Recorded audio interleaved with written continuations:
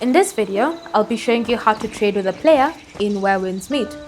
Now, the easiest way to trade with a player is to simply ensure that you're online, and now go ahead and find the player you wish to trade with.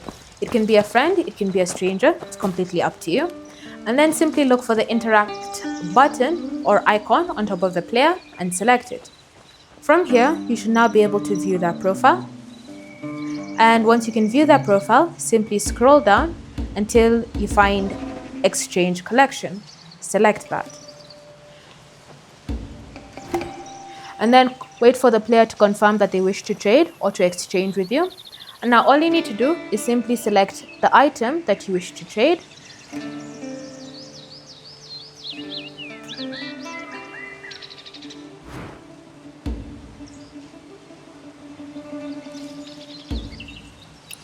And then wait for the player to choose their own item.